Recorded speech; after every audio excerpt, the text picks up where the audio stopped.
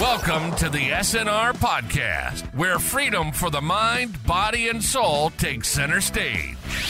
We're here to break down the system, expose the truth, and inspire real change. From the state-national movement to uncovering how the government's just a corporation, to diving deep into the Federal Reserve's hold over the world, we're here to give it to you straight.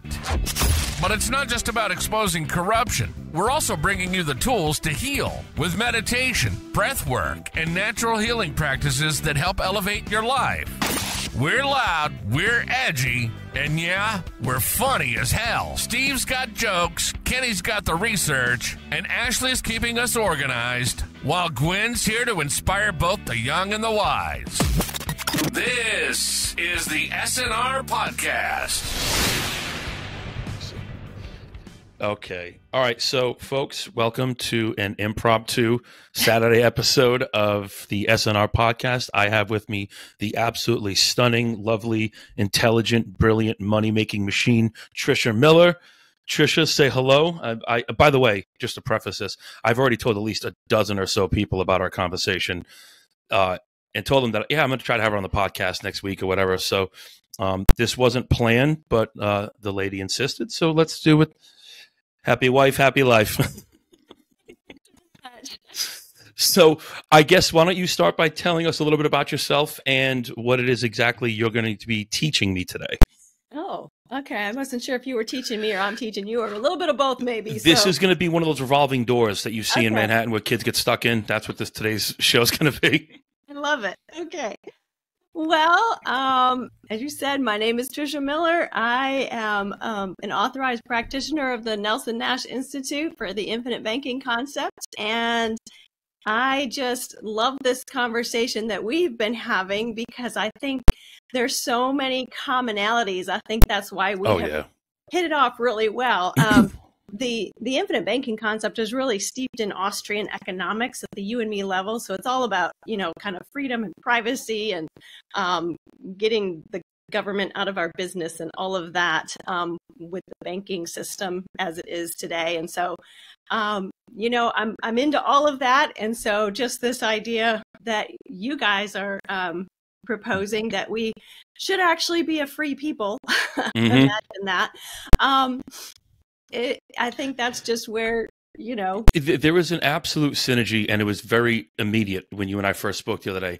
And what I find incredible is that the one difficult task that we have as state nationals is how do we break away from the financial confines? How do we break out of that system where, and look, the whole system is set up. It's asinine anyway. You apply for credit, it hurts your credit. You want to buy a house, someone looks at it, it hurts your score. Right. It's just the entire thing is set up, and it's just it's like a bad SNL skit. So I don't think it was any mystery, which, by the way, we met accidentally because your son saw me on somebody else's podcast.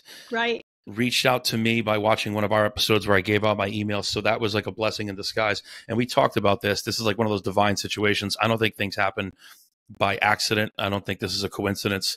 I think this is, I'm hoping, and I'm very confident that this is going to be something where we can merge our ideology with what you're presenting to help give folks like myself. And eventually, I'm assuming you might travel down my path at some time. But give us that financial freedom that we don't have currently. You're constantly a slave to the Federal Reserve. Right. I mean, ultimately, when you really understand the infinite banking concept in its base, it's the contracting of free people together with a mutual goal. Mm-hmm. It's a private party contract. And so why wouldn't you want to do your banking with people who are like-minded, freedom-loving, like-minded private individuals? Instead, the mass majority of Americans are partnering with the government in a situation where they created the onerous taxation and then they create the exceptions to the rule for their own onerous taxation. Do you really think they have your best interest in mind? It is an absolute lose-lose. They would just lower taxes or not have them at all. Instead, they create this exception. It's like the fox guarding the hen house. I mean, there's just no other way to say it. No, it's perfect. And to your point, what happens is, and so what you're touching on is exactly the foundation of why we became state nationals. The government was never created to be our big brother, to monitor us, to penalize us for traffic infractions. And, none of this stuff was ever meant to happen. But more importantly, like the Patriot Act opened the floodgates where they can look in your bank accounts now. They could really do whatever they want. So you're not really, we have this illusion that we live in the land of the free. There are so many other countries that are absolutely freer than ours. We're under a constant state of surveillance. We are constantly being watched by the government. We have to play by one set of rules. Perfect example, insider trading. Everybody knows it's become very, very prominent lately. If you or I were to get caught insider trading, that beautiful wall with all those cute things, and you've decorated very well, by the way, all of that would be taken by the IRS, including your cars, your bank accounts, if you were to get caught insider trading, where they are literally regulating the same companies that they're trading on. So this is all part of it. And this is how, I don't think this was by chance, but your ideology is literally it's like the missing link for state nationals, because we're all like, so what my process would be is going through and becoming a state national. I opened up, and I know we talked about this, but I'll just enlighten the listeners and viewers. Sure. So through our family trust, I applied for a tax ID, an EIN. I was given that EIN from the IRS, the same IRS that 18 months prior to, I served 2 or 3 legal affidavits informing them that I'm no longer charitable contributing my federal income taxes. They gave me an EIN from my family trust, which is not attached to my social security number. That's the closest we can get to detaching ourselves from any type of federal regulations or federal monitoring, but my money is still in a bank. So it doesn't matter. I could have $80,000. I could have $800,000. You're only going to accrue so much interest. 4 to 5% is a high yield. So it's really kind of divine intervention that we met, because this is, again, the one thing that we have absolutely no workarounds. We have to deal with we deal with credit unions, but it's still, you're part of that Federal Reserve System. Yeah, I would say that the one of Nelson Nash's big thing was basically starve the beast kind of idea, right? Mm-hmm. Like withdraw from that system as much as possible. Now, having said that, we still use a bank or a credit union for the sake of checking and debit. Okay. Mm-hmm. I just don't know that there's any way around that system for that piece. But where we warehouse our wealth is with the life insurance company, which is a private company and is, tax-free, pass on to your heirs, tax-free as long as it is considered life insurance. Now, the government in 1980 did bring down some rules, some MEC rules.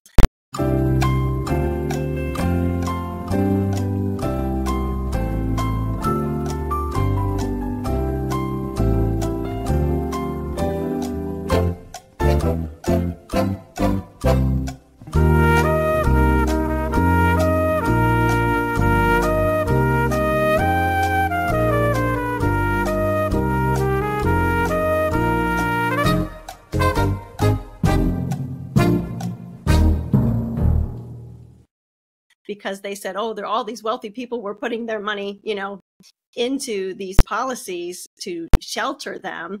And of course, when they find that out, right, they're like, oh, well, that's not, we're going to have to put some rules to make sure we classify it as life insurance.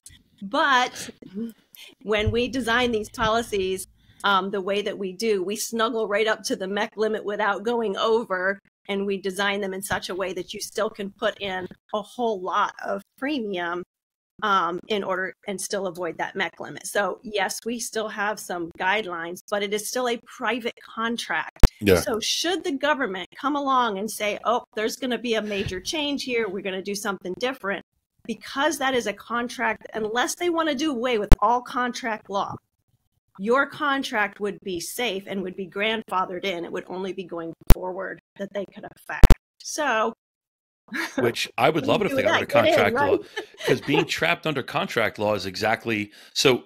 In some of our previous shows, we've talked about the word law. It stands for land, air, and water, the 3 jurisdictions. So we as men and women, we exist and we live on the land. That's where we belong, which is common law. The air is ecclesiastical or canon law, God's law, which supersedes everything, trust law.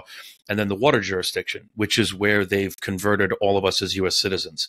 So that is commerce, contract law.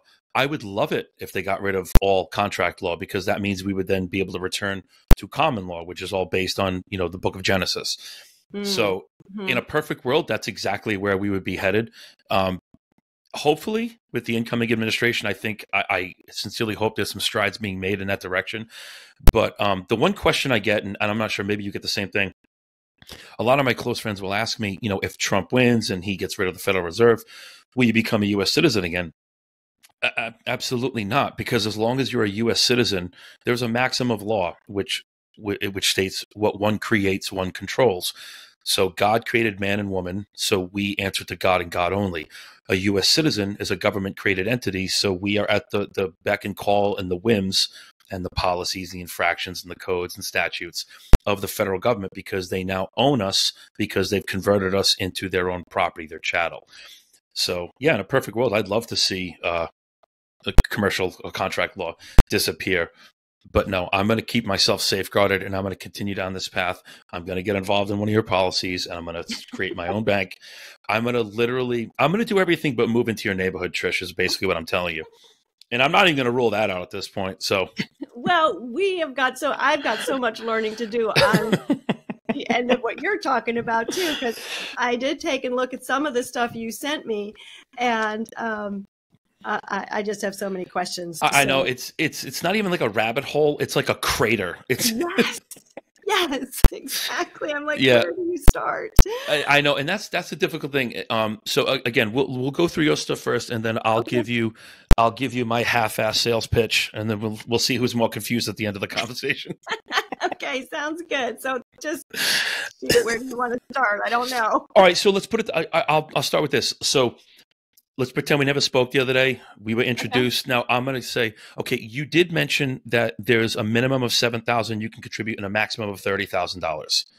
Well, that was what was designed for me. Oh, okay. So you can change those parameters. Those numbers can totally change. Yes. Okay. There's just always the amount of premium that you pay is really up to you. With what you want to start. Now, I did mention there is some parameters with life insurance, because at the end of the day, this is still life insurance. Mm-hmm. So there are rules from the life insurance company about how much death benefit can be carried on a single human being, right? Mm-hmm. You have a human life value, and that's assigned based on your financials, your age, and the income factors that you have. I'd like to keep my wife out of that deciding factor. I'm not sure that she'll value me as much as I value myself. But most people never come anywhere near close to what they can actually carry on them for a death benefit. Okay. So, but inside of those guidelines, you determined based on your cash flows, usually we would have a conversation and say, okay, this is my income. This is these are my cash flows. These are my expenses. This is how much I feel comfortable placing in premium. And then there's always a minimum that you need to keep the policy alive in a down year, a bad year. I don't know. You've lost your employment, whatever that might look like. They shut down my OnlyFans. Something emergency, right? Yeah. And then a maximum that you can put in, and you can't go over that amount, because then you would be possibly mecking the policy or making it a tax situation that we definitely don't want to do. No, of course not. I mean, and people do, and it's still okay, but it's not ideal by any means. So we want to keep that. So there's a lot of flexibility, is all I'm saying, into these policies. So how about this? Let's just say hypothetically, specifically for you. All right, let's just say I wanted to give you $25,000 and I want to open up a policy. Can I decide what the policy should be? Should $500,000, $1 million, 800? Like, so if I wanted to put $25,000 in cash into a policy just to open the policy, how would I go about initiating this process? Well, like I said, we would do a consultation. So let's just say you say to me, $25,000 a year is what I'm comfortable with. Well, we would plug that into the formula, and we would basically, the life insurance company would determine, based on your age, based on your medical history, because it is financially and medically underwritten, it would pump out what kind of a death benefit that would create. Mm-hmm. Does that make sense? So Mm-hmm. depending on how much we put to base and how much, we put to the paid up additions, and all of this is getting into weeds we don't need to get into right Okay. now. I don't want to make a life insurance agent out of you. You don't need to learn all of those details. I'm a hell of a salesman, though. But yes, you are. But the point is that yes, you have the final say of how much premium you want to put in. But the concept, I think it's so much more important to just grasp the concept. The concept is that you are basically starting a process that is imitating the banking system for yourself. So life insurance is not, that is the product. Okay. That is not, it's not the system. It's not just the system. The process of how you treat that policy is the system of banking. Banking is an action verb, right? It's something that we do. It's deposits, it's withdrawals, it's borrowing, it's paying back. That is the process of banking, and that is how we treat that policy makes all the difference in the world. The life insurance company will do what a life insurance company will do, and they will meet their obligations, no question.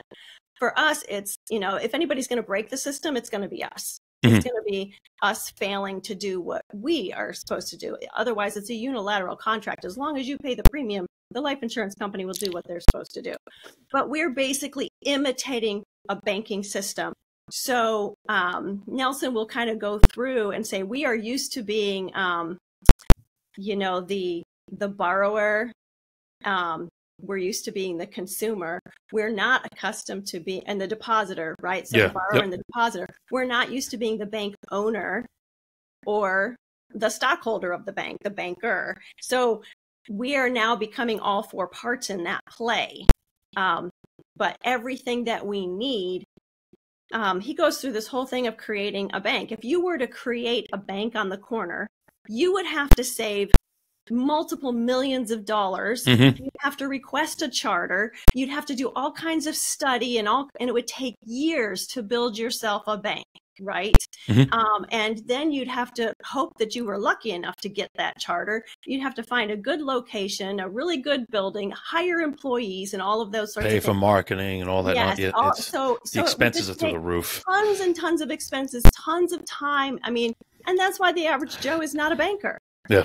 But what he is showing you is that all of that administration, all of that system is already basically set up in the life insurance company situation with a dividend paying, and this is really key, that it's a specifically designed dividend paying whole life insurance policy, because using that, number one, is safe because you don't have any attachment to the market. It's risk-free and all of that. But basically, you're just co-generating using the life insurance company for the process of banking in your own life without having to do all of that startup.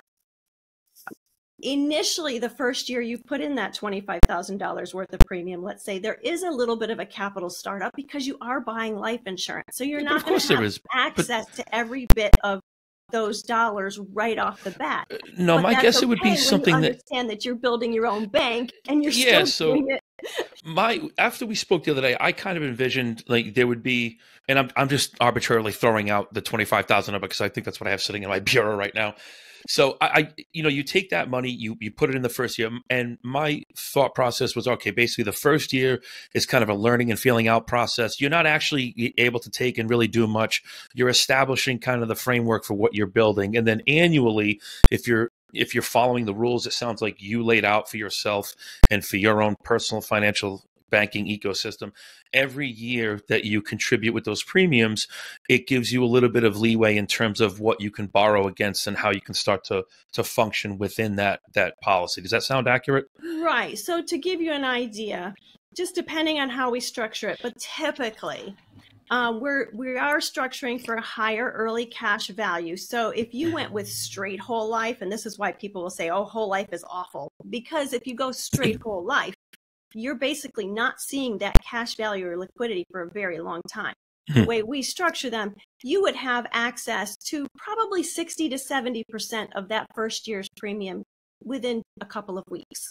So essentially what you're saying is within the first year, I'll just say 90 days after I initiate this process, if I put the 25,000 in, at some point in the very near future, I would be able to borrow against that premium that I put into the policy. Correct. And then you can only borrow. So as the policy grows, so does your borrowing power. That's correct. And you also always want to be an honest banker. So when you borrow against it, you're also going to be paying that back with interest, because you are borrowing the life insurance company's money.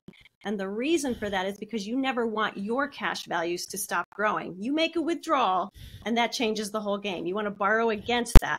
So you will pay that back with interest. But as you do that, you're basically doing what the banks would have done if you'd have gone to the bank. But you keep the interest, or the insurance company gets it. For example, as I just told you the other day, we just did this for my son at Christmas. The week before Christmas, he needed a new car. So he borrowed from our family banking system the money that he needed. He would have gone to a third-party bank to borrow that money anyway. So he's made a just monthly doing payment. something he would have already done. He would have made a monthly payment to the bank, including interest, and those dollars would have been lost forever.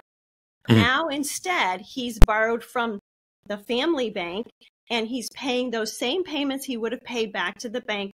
Plus, we're adding a little more because we want to capitalize our system. So we want it to grow. So he's paying a little bit more than he would have to the bank, but he can reuse those dollars again in the future. And since that particular policy was on his mom, one day he'll get all of it back in the form of a death benefit exponentially.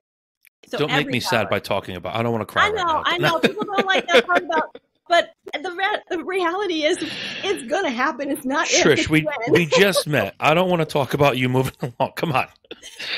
That's where it works beautifully because, I mean, if you think about it, all the dollars that we bring in are always leaving our hands and going to somebody else. Of course they are. Well, so perfect example. This, we're bringing it back home. Yeah. So the way I view this is, so right now, my wife and I, we have a mortgage payment. I think I told you the other day, we just paid off our Highlander, but I have a 2022 Tacoma. So now I pay my monthly payment, plus I put an extra $40 a week on principal. Then my wife's payment on her truck was like $570 something. We paid the $14,000, got rid of that. Now I pay that $600 a month. I tack that on the 5th of every month. That goes directly on the principal for my truck. So I'm paying like an extra $760 a month in principal. So that extra money that I'm paying could theoretically be the interest I'm repaying to my family bank and then capitalizing the policy. Does that sound correct? Right. Okay. Yes. In fact, I would say when you're making extra principal payments, especially on your house, you're really just trapping that in your equity that now you got to go to the bank and ask for permission to borrow. Correct. Again. Yeah. My whole thing is I just want to be debt free. And I got it mapped out. I'm about 9 or 10 years. I'm 46. So in 9 or 10 years, I'll be house paid. Like we don't have credit. We have one credit card and we use that for all of our monthly expenses. And I just pay the bill off every month in total, just because you got to play the fucking excuse my language, the credit game. And kind of, you have to join the circus to live in this system. So no, I love the idea of this. And I feel terrible because I have several friends that sell life insurance. And they've been trying to get me to jump on board with them. And again, here, my divine intervention, her name is Tricia Miller, which, by the way, your website, where can people go and look up this information before I forget? It's at buildsmartmoney.com. Buildsmartmoney.com. So what I do is when I post this, I'll post your link. Okay. I'll post your link inside the description. Now, like I said, it's to me, this is like the one final thing that we don't have. I would love to get away from the banks because I know, like, you borrow. I mean, what is it? You have a home. The first 5 years of your mortgage, it's all front loaded with interest. And that's a key thing I wanted to bring up because really that's the problem that we're solving here in so many ways. Besides the privatized piece of this and not contributing to the fractional reserve lending situation, because when you borrow against your cash values from the life insurance, they don't get to multiply those dollars and create money out of thin air and contribute to the problem of inflation. Okay. Yeah. But the problem that Nelson talks about in his book that he's really solving for, and it's something we don't think about because we're always chasing a rate of return, right? Like we're that's the sales pitch for everything is rate of return. That's right, for everything. Rate of return. That's all people think about. But here's the thing. we don't think about our money as one big pool of money. The reality is we tend to categorize our money in our minds. So we think, oh, well, I'm paying my mortgage, I'm paying my car, I'm paying my student loans, my credit cards, whatever. But daggone it, in that 5% that I'm putting away every single month of my income, which is pittance, and most people aren't even doing that much, let alone 10%, right? I know. And then they're trying to take that tiny slice of their income and chase some 10, 12, 15% rate of return that they think they can get in the stock market, which also is quite the semantics with average rate of return. We could go into all of that. But regardless, they're trying to take this tiny little slice of pie to get this big rate of return, while all the while they have all this interest leaving them every single month because they're thinking, oh, well, I got a 3% interest rate on my mortgage. I'm golden. No, go look at the volume of interest on every single one. That would be a great challenge for people. Just go look at the actual numbers, the dollars every single month of how much of your mortgage payment is interest. Is that $800, $1,000 a month of interest? It's ridiculous, right? Now, the mortgage, we see it big time because it's obviously a big piece of the pie. But the same thing is happening with your cars, with your credit cards, your student loans. It's in smaller dollars amounts, but we're constantly doing it our whole lives. So there's that volume of interest that is constantly leaving. And this is what the infinite banking concept solves for, because those dollars of interest leaving you can now start coming back to you. And so at that point, it becomes a moot point about rate of return. It's not, you know what I mean? Because I can make so much more just by keeping that in my life rather than it leaving me forever. And then when I get to keep that, it compounds uninterrupted forever.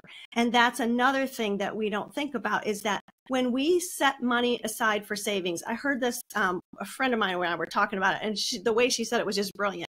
She was like, are we ever truly saving, or are we just postponing our spending? Because eventually we spend it.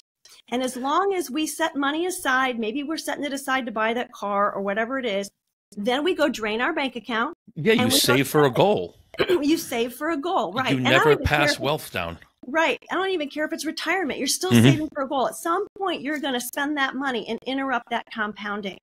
And with this system, you never interrupt the compounding. And it's the uninterrupted compounding that becomes that eighth wonder of the world that we talk about, because it's on an exponential curve. And until you get to the end of the curve, but if you're constantly interrupting it, you never get that hockey stick curve in your life.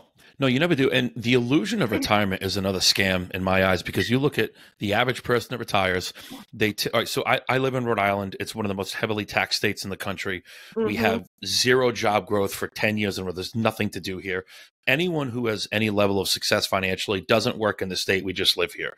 Now, everyone that retires here leaves. They have to move to a state that has no state income taxes. Why? Because Rhode Island taxes you on your retirement. They tax you Social Security. That may be a national thing. I'm not really sure. I'm just going based on here. So everyone that retires, you retire from your career, you retire for a couple of months, and then you realize, oh shit, I can't spend $1,600 a month for benefits and medications. So you have to get a part-time job or another full-time job just to maintain better health coverage. It's an illusion. You never truly, like, can you show me one? My aunt and uncle, stockbrokers, Wall Street, that was their career. No kids. They are truly retired, but they know how to use the market to their advantage. This is what they did for their career. My uncle told me a long time ago, don't invest in the stock market. This is a man, this is what his job was. And he warned me when I was a child, don't invest in stocks. It's a trap. It's all speculation. It's a roller coaster, and people just don't have the guts to withstand the ebbs and the flows of the market.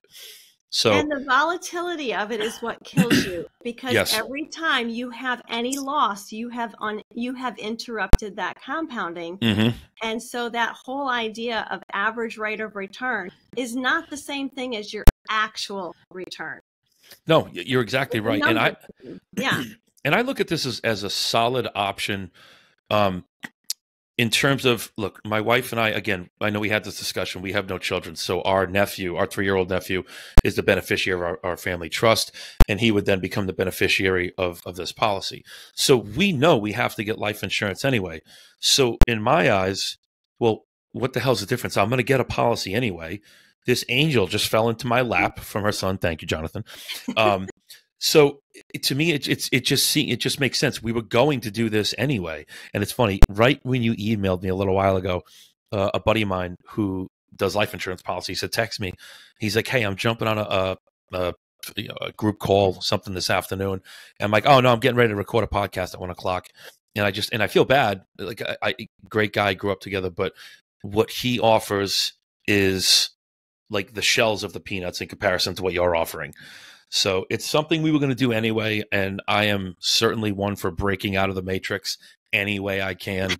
So this just, that's where we vibe. It's this matrix thing. Yes, yeah. No, it's a perfect marriage of two ideologies. And with me, I see the opportunity, and I'm not like, let's just say hypothetically speaking, you never became a state national. It's totally irrelevant. But the services and what you bring to the table is of extreme value and importance to people in my circle, because we're constantly looking to break away from the confines of fractional reserve banking. And it sounds to me, and again, just for anyone watching and listening, I'm going to do this. So my wife and I have already talked about, we're going to do this. So you can wait. And this isn't a joke about my Italian heritage. I will be the guinea pig.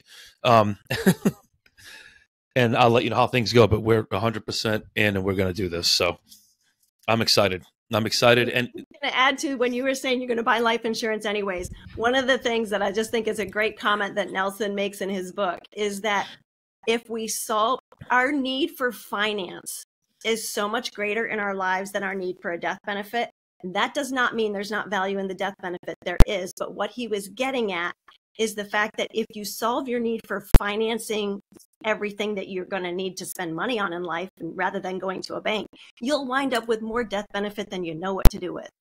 Yeah, so this is doing it at the same time. Yeah, so the way I look at it, this is kind of completes the circle. And what I mean by that is, so in our family trust, my nephew, God forbid something happened to me and my wife, he would get 2 new vehicles, he would get a home, he would get our property, he would get whatever accounts that we have, and then he would also be the beneficiary of this massive policy.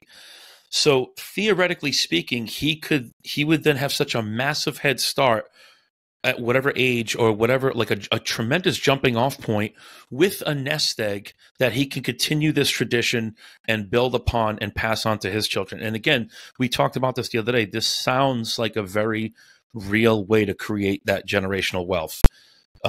It totally is. And of course, I think the very important piece of that is none of us wants to just create trust fund babies. So the important part is passing along to him not only the financial piece, but the skill, the teaching of what do we do with it now?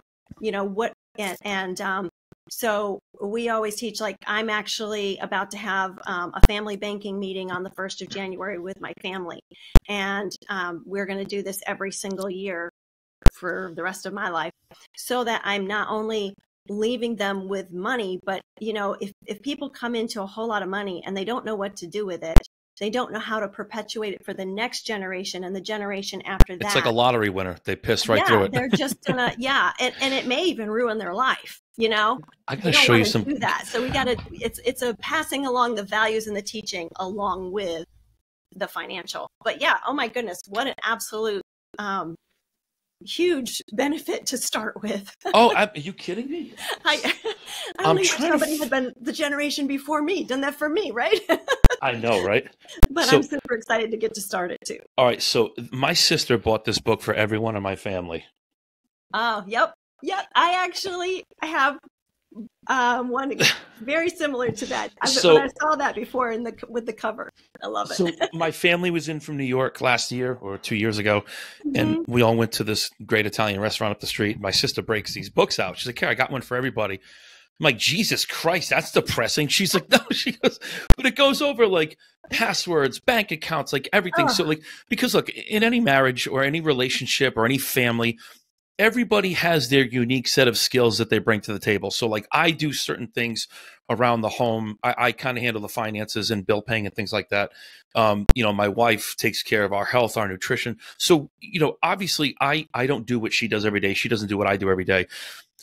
And it never occurs to me, like, Jesus Christ, if I leave the house and I get killed in a car accident, she's not going to know how to access anything, like nothing. Right. So something like this, as grim or as depressing as it may be to look at, it's an absolute necessity. So I think something along the lines of this, which, by the way, you should create your own and sell it. I'm just throwing that out there. Just a shameless plug for your knowledge. But something like that in conjunction with what you're doing, like a meeting of the minutes, an annual meeting of the minutes for the family. Now, I think that's critical because everybody has to be on the same page. I mean, like I said, we talked earlier, I just buried my friend, 45 years old. He died of brain cancer. Nobody thought when he was 40, he'd be gone in 5 years. So it's like, no. You know what I mean? So it's just, this is one of those incredibly awful situations where there has to be a transfer of knowledge in order, and you have to know how to function, as uncomfortable as it may be to have some of these conversations about someone passing away, but you have to do this. And I think what you just hit the nail right on the head, how to function in this system, because we're talking about something that is so outside of the norm. The average person would look at this and be like, oh, that sounds like bullshit. Well, it sounds like bullshit because you probably have a calcified pineal gland from all the fluoride in your water, and you just don't know. You don't know what you don't know. It's a loving thing to do. If we could just die for a week, I've heard this said, and come back and see the chaos we left behind. Oh, yeah. If we didn't plan. I mean, if you love your family, if you care about them, you want to make sure that something happens to you, they know what to do. Don't leave them in a disaster. I'm ashamed to say this, but I leave a lot of chaos. And I'm still alive. So I don't. I know. And I'm speaking to myself, too. I still have some planning of my own to do, for sure. I'm wondering, if I were to die for a week, I feel like I would come back and it'd be like, oh, we thought you were in the gym. Sorry, I didn't even know you left.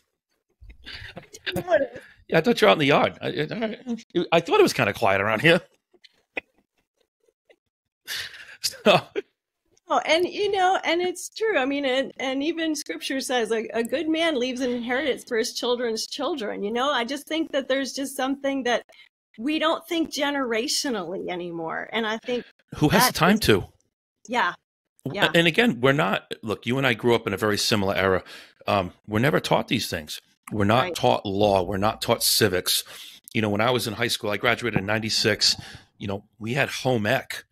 We had line dancing, dumb nonsense, like shit that is never going to benefit you as you get out. And by the way, to all my math teachers, all of you, go to hell, because you used to bust my balls. You're like, you'll never be walking around with a calculator in your pocket. Sir, I beg to differ. Just want to point out that was horse shit, but I can't. Nobody knew in the 90s that cell phones were going to become little computers. We have a calculator in our pocket. You're so I have artificial intelligence in my pocket, Mr. T, bro. So take that, sir. So yes, it's and here's the big thing: as life becomes more complicated, more busy, and I think this is a part of the message I want to convey to like the younger audience. And I'm sure you'll attest to this. Once you hit 21 years old, once you're coming out of college or around that time in your life, everything is amplified. Everything is sped up because your responsibilities, financially, socially, in terms of your family, everything is growing at a rapid pace. So time becomes very fleeting. And before you know it, you're trapped in this system of the day-to-day routine where it's very difficult to learn these new processes. So, and I've talked about this on previous podcasts, I think it's critical for everybody. And studies have shown that if you spend 15 minutes every day learning something new, you will become an expert in 365 days. In 1 year, you could become a subject matter expert.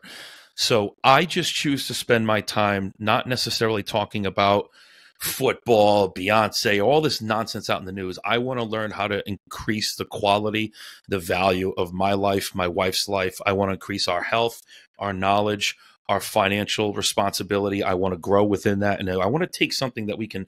This is the one thing I regret about not having children, is that I want to have this legacy to kind of pass down. But I guess we have my nephew, so he'll have to do, I guess. But this is too late. I don't know. no. It's not. My wife's only 37. I might be defective. I think she's perfectly fine though. But we could talk about that. Might be a whole nother podcast in terms. Don't get too personal here. Yeah, no. Listen, I'm not. I am transparent, as you will see. I just don't know. There's not a question I won't answer. I just don't know how far you're willing to take this conversation. Now let's not go there. I'm a little nervous about that. You're scaring me. You are scaring me. So, is there anything else that you would like to put out there? I mean, I'd like to see you give me some shameless plugs. Where obviously you gave your website. Any books that you'd like to push? Yeah, obviously I've got it on the back shelf, but this is my very marked up copy of my own copy. But I would highly recommend if anybody wants to learn about the infinite banking concept. In fact, I prefer to have conversations. Like I'll give a free consultation to talk to anybody about doing this. Absolutely no obligation. But if they've read the book first, we can have a much more productive conversation. Yeah. So that's the place to start. Quite honestly, I've got a few articles I've written, I put on my website, but for the most part, yeah, read the book. Could you tell me, because when I logged onto your website, buildsmartmoney.com, when I logged in, there was 3 books. That was one of them. Do you have a preference in terms of the sequence of if you should read one first and compare it to the others, or? Absolutely. Read this one first. I'm thinking I had, what was I had, hold on, let me pull it up on my phone right now. I have Beaver Bankers on there, I believe. I'm trying to think of what the 3rd book was that I have on there. I should visit my website. I did just admit that I'm terrible at math, so maybe it was only 2. Hold on. Which, by the way, I'm really not. I was bad with algebra. Numbers, I could have been an accountant. I'm like a Rain Man with numbers. But I like to use the expression me with equations, or like, remember PEMDAS, parentheses, exponents, multiply, divide, add, subtract. You give me that in an algebraic equation, I'm like a monkey humping a doorknob. But you give me just regular numbers, I can multiply all day. I thought analogies, my word. If there's one thing I'm good at, it's analogies. Infinite. All right, so let's see here. Become Your Own Banker, MP3 audio updates. Hang on, I'll grab this one. I thought I saw 3 books on here. You might have seen this one on here, Beaver Bankers. Is that it? I don't. I'm looking. Oh, here we go. Mine. Becoming Your Own Banker was on there. The Case for the IBC was the second. And okay. I thought, and Building Your Warehouse of Wealth, Nelson Nash. Okay, those were all Nelson Nash books. Yes. So, but definitely start with this one. Okay. This is the Bible for infinite banking, without a doubt. All right, perfect. And if anybody wants to reach out to me, I'm happy to give them the best way to read the book, because it's 92 pages. You really only need to read about 57 of them if you need the shortcut. But the best thing is that the best order is not actually cover to cover in order to really grasp the concepts. So I have a reading order that works really well for first time through. So I'm going to order that book. I should have done it yesterday. I was on your website yesterday, and I just never ordered it. So I'm going to order it today. When I get it, you let me in, and then what I think would be really cool is I'd like to do a follow-up episode, if you're okay with it, and we can go through once I can probably ask you some better educated questions. Yeah, no, that'd be great. Absolutely. So, and then I obviously you just emailed me today. I think you sent me something. I did send you that order of. I'm going to look at that. So I'm going to look at that either tonight or tomorrow. But yeah, I would absolutely love to do a follow-up episode to talk about this, especially after we get going in the process. You know what I mean? I'll have something to talk about. Yeah, I was just trying to find you too. I'm also on TikTok at Tricia J. Miller. If anybody wants to follow me on TikTok, that's where I give a little bit of little nuggets here and there. So I don't have a podcast going yet. But little truth bombs, I like to call them. All right. So do you want to fire away with your state national questions? I do. Absolutely. All right, folks, this is where we're going to pivot from her expertise into my expertise. All right. So, well, I guess real quick, I don't know if I actually got from you yesterday or not, kind of what put you on this journey, but so you can give me a little bit of that. But I'm also kind of wondering, how did you come to the place where you felt confident enough of the truth of these ideas in order to overcome the fear of repercussions? That's an awesome question, because that is something that a lot of people don't ask, but I always add it into my story. So during the election of 2020, leading up to it, and again, we talked about this the other day, I didn't vote for Trump in 2020. I didn't vote in 2020 at all. I'm sorry, in 2016. I didn't vote for him in 2016. I thought it was a gimmick. I thought it was a publicity stunt. Then after seeing what the country was like, okay, then I started to pay more attention. I've never been a political person. I specifically avoided religion and politics because they're traditionally just very divisive topics. So coming into 2020, once the election was stolen, or whoever feels a certain way, whatever happened with the election happened, I got onto an app on my phone called Telegram, and I started following like independent journalists. I don't have Twitter. I don't have TikTok. I'm not a big social media guy. So while on Telegram, I kept seeing this term American State National, and I was following this journalist, Ann Vandersteel, and she was talking about this gentleman named Bobby Lawrence. So after about a week or so of seeing the term American State National, I just started researching it on my own. And then I found a retired judge in Alaska, Anchorage, Alaska, called Anna von Reitz. She has terrific information, but her process, as taught by her, I'll call them educators, if you will, is very sporadic, very chaotic. There was no real cohesion. So it was almost like a thought bubble above my head. I have all these things that I'm trying to piece together, the process and the flow of everything. It's just not happening. Then I stumbled upon State Nationals Rock on Telegram. One of Kenny, the husband, one of his videos popped up on my Telegram feed. I tracked him down. I tracked down the family. I emailed the info at statenationalsrock.com, and his wife Ashley got back to me. I explained to her where I was in my process with Anna von Reitz. And, she's like, why don't we get on the phone? We got on the phone, and she's like, look, she goes, there's a lot of great information there. We looked into her stuff too. The problem is they don't recommend that you publicly record. Like they don't have you notarize any of your affidavits. They don't have you record any of your documents on public records. So it's admissible evidence if one of these federal agencies ever chooses to come after you. So I essentially went through the process of becoming a state national twice. But the difference with Kenny and Ashley was their process. And I think I sent you the paperwork order of operations. It's broken down into this beautifully woven tapestry with explanatory videos. Everything is in a Microsoft Word template. So you plug and play your own information into their own documents, into their own legal affidavits. And with that, what gave me the confidence is I took about, for every step, because it took me about a year or so to go through it. So 26 steps. Yeah, so 52 weeks. So I spent about 2 weeks studying everything within those legal affidavits. So, the first one they have is what's called an affidavit of repudiation. So I went through line by line, and anything historically that I didn't know what they were talking about, I studied it. So I took 2 weeks with each page. And step 2 is where you're requesting a copy of your long form birth certificate. And then step 3 is where you apply for a passport. This was the first aha moment that I had. So I got my copy of my affidavit of repudiation. That is the initial document you sent to Secretary Blinken for the United States government, informing him of all the fraud we've been made aware of and that we're changing our political status from that of a U.S. citizen to a state national. The difference in between those two, I sent you that little summary outline, but a U.S. citizen is property of the U.S. federal government, restricted to the 10 square miles of D.C. A state national is a member of the republic attached to common law and constitutional law. Once that, I sent that out, I waited 30 days. Once that, nobody rebutted my claim.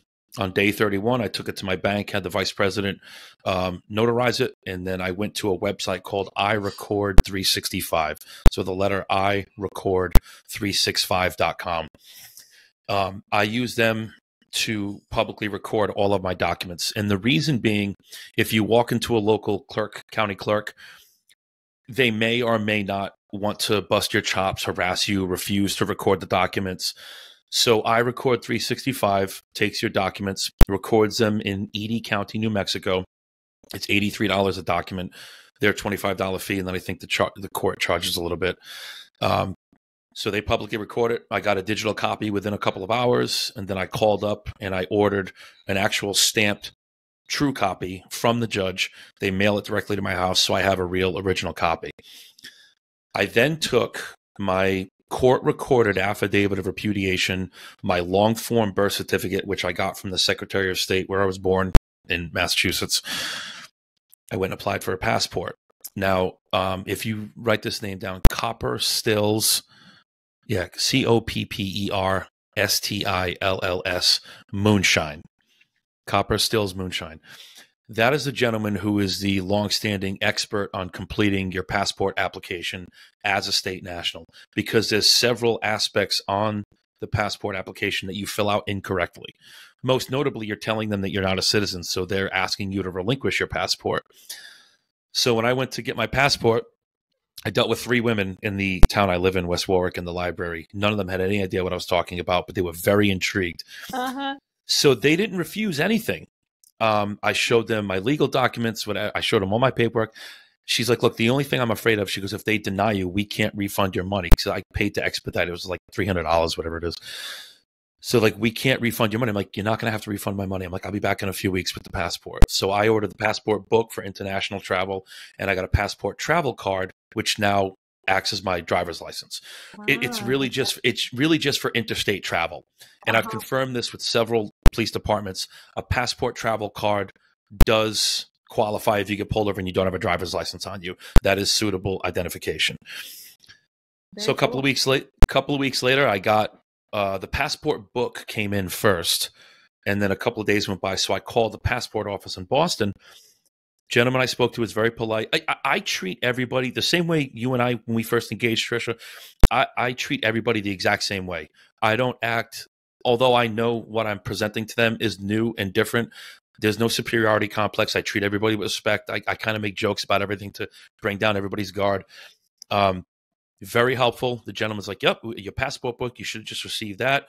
We're sending out your passport card today. You'll have that in 2 days. And he goes, and then your legal paperwork and your birth certificate. He goes, that'll come in 2 days after that. We've changed your political status in the system, the database. You're all set.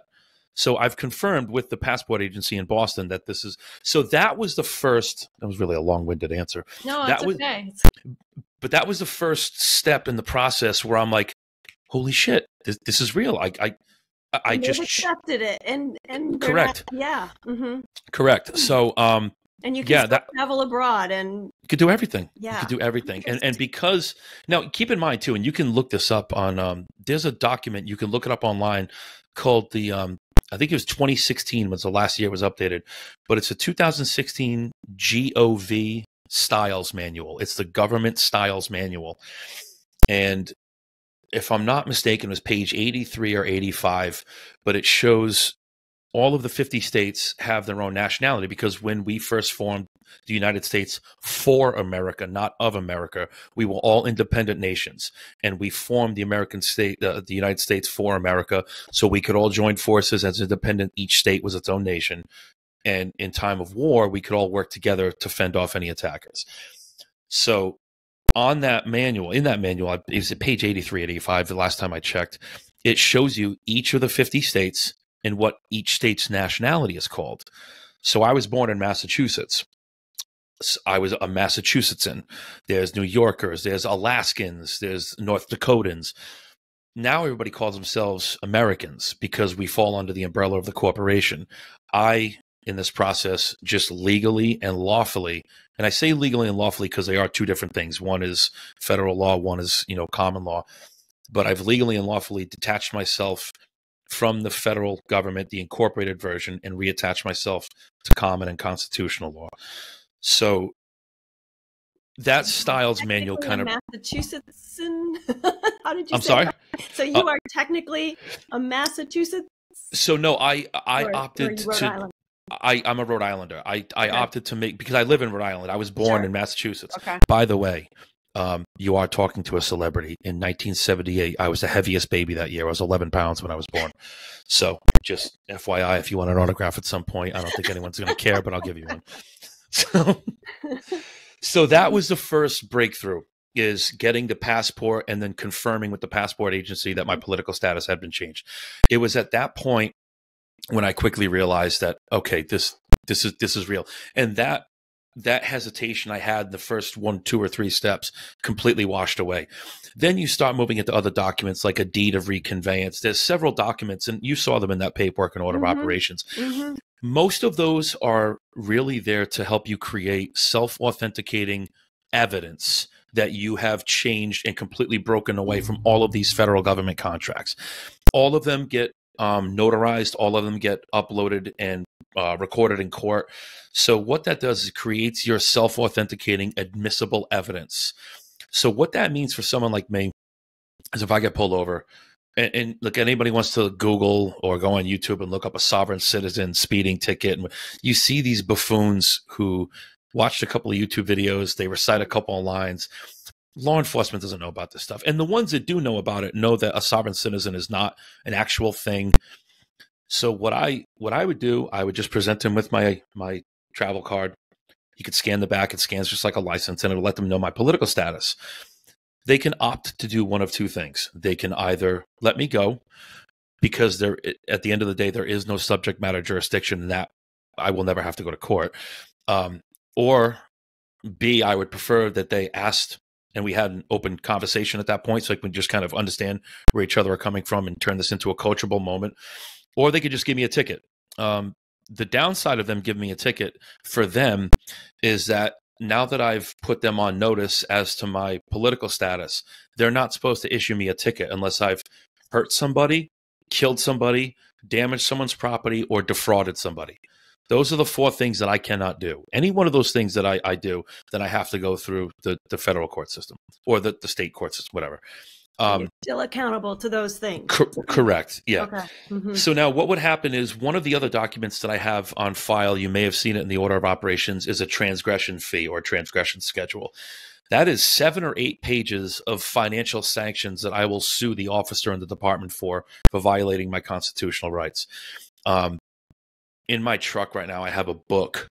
I don't know how many pages it is. I made a binder, and it's all of the Supreme Court case law, it's everything showing that, no, you have no authority to adjudicate me on the side of the road. If there's no victim, there's no crime. You're enforcing policies and statutes. I don't exist in that world anymore. So, but again, with exceptions. And there are people that will take this and run with it as a way to just be clowns and break the law and think that they're above people. That is not what we're about. We're peaceful, law-abiding people. All we want to do is make our lives and the lives of our neighbors in our community better. We just want to pass along knowledge. That's the only really thing I'm interested in. People. Yeah, but this is the whole point of what we were meant to be. Right. So, and again, I haven't been pulled over yet, which is kind of weird because I do drive fast, but I haven't been stopped yet. I have had one interaction with the Department of Environmental Management. I won't get into the details, but quickly, my wife and we feed a family of raccoons on our back deck. We've been feeding them for like a year. So I hand feed the mom. She started coming by with her babies. So I hand feed the mom. She scratched me one day on accident. She went to grab the food from me. She accidentally scratched me. So while I was getting the rabies shots at the local hospital, DEM, which is environmental police, showed up at my house. I talked to him the following Sunday. This happened on a Wednesday. I talked to him on Sunday, and I explained to him who I was, my political status. I told him about my transgression fee, and I just begged him. I'm like, before you want to send me, because they wanted to fine me for feeding the wildlife. I said, before you fine me, before you send me any warnings, I said, just please go to the Kent County Courthouse, pull up my recorded documents. I said, but more important, look at the 4th document, the transgression fee. I'm like, you're a young guy. I'm like, you're good looking. You're in shape. I'm like, I don't know if you're married, you want to be. I'm like, I don't want to do anything that'll financially negatively impact you or your family. I said, but that's what you're going to force me to do. I said, please don't do that. I said, just go to the courthouse on Monday, tomorrow. I said, and just after that, if you think you want to pursue this over feeding a raccoon, I said, by all means, please do it. But just know that I'm going to take you to court and file a tort claim against you. I never heard from him again. So I was very polite. I was very educational with him. So all of these little things, but it was most notably the passport. When they issued that to me and then I confirmed it, that's when I was hooked, so to speak. Now, my guess is you probably want to hear about the IRS piece. I do, but I would just before we leave that. Yeah, go ahead.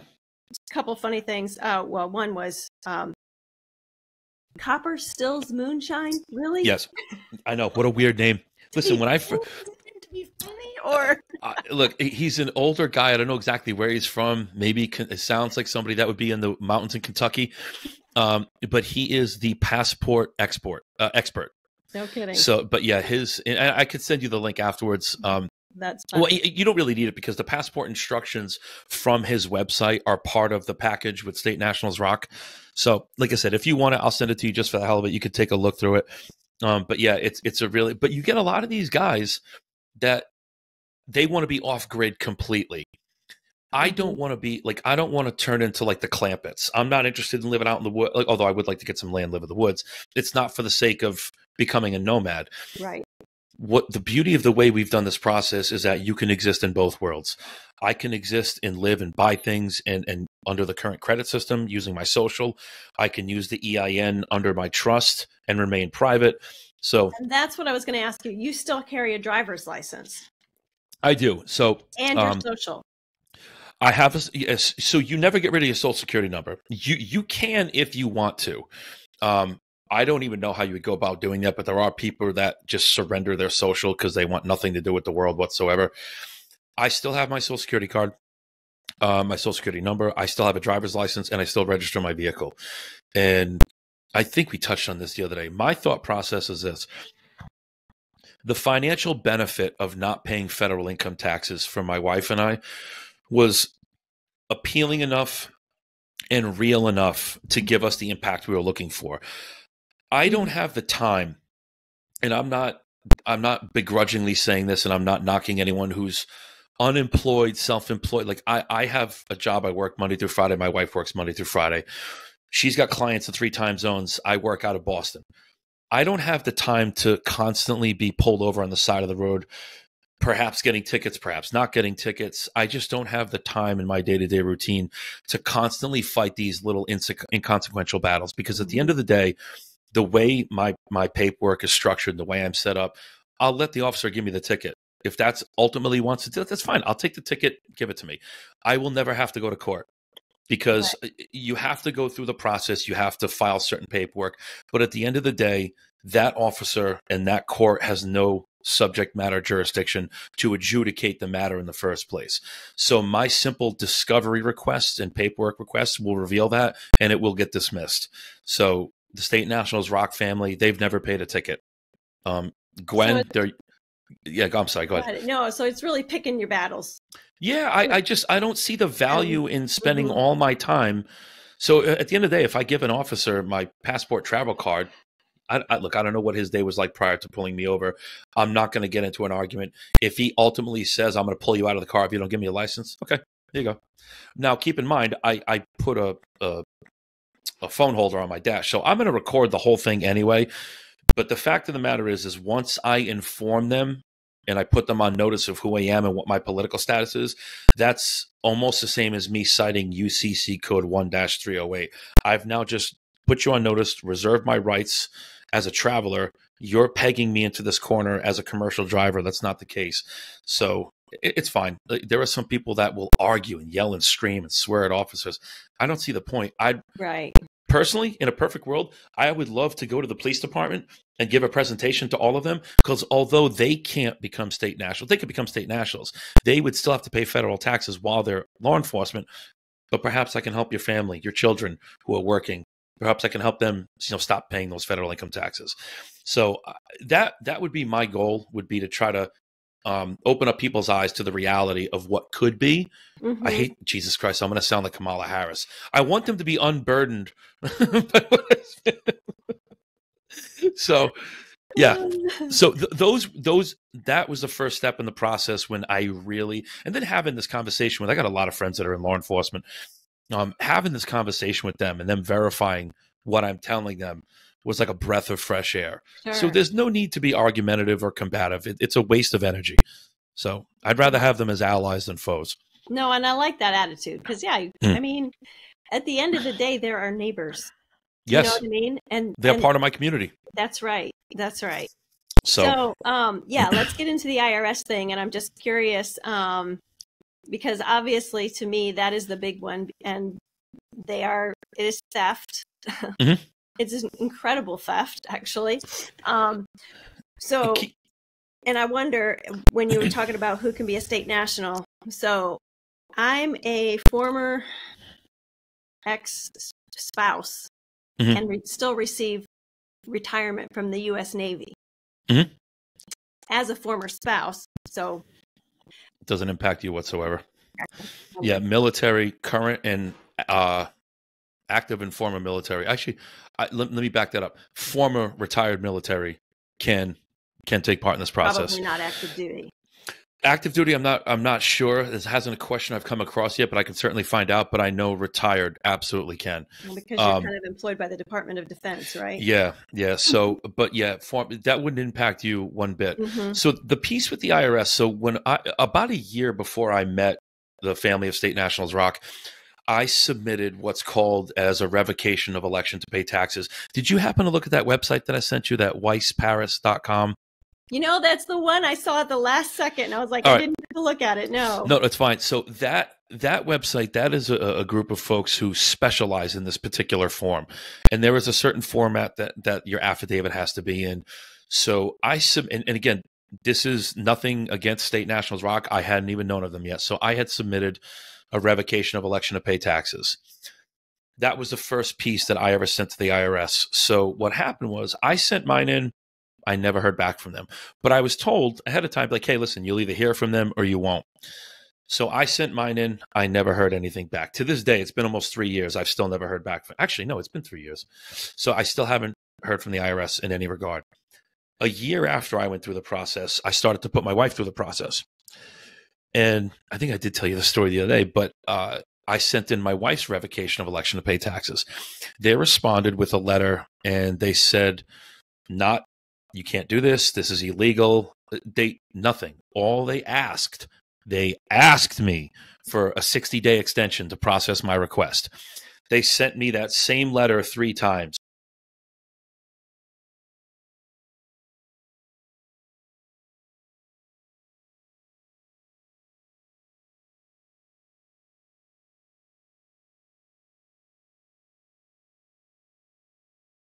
Always 2 months apart. And I haven't heard from them. It's been over a year now. So they never said anything they didn't say anything. They asked me for an extension. Crazy. It's and I have that letter sitting right. Actually, you know what I do? When I edit this video, I'll take the actual picture and I'll edit it into the show so people can see it. I'll just have to cross out my wife's social because I already stole her identity. You guys can't have it. So yeah, they didn't, and that's, go ahead. Well, no. First of all, it's crazy that they kind of asked your permission. You could have said no. But I wonder, do you have any concern that like 10, 15, 20 years down the road, like what keeps them actually obeying, if you will, that the fact that you've revoked it, the fact, they're no respecter of persons. So that would be my concern, is that they just come back and say, well, we don't care. We're more powerful than you. And it's funny. The only power that they have is actually through fear. The IRS has absolutely no authority to. Now, the issue is. Well, they do send out special agents with guns, do they not? They do. And again, this is all. I look at that as like a gorilla beating its chest in the jungle. Because once you actually look up the IRS code and book, there is no law. The law does not exist. Now, what the average person would do, let's create a hypothetical situation.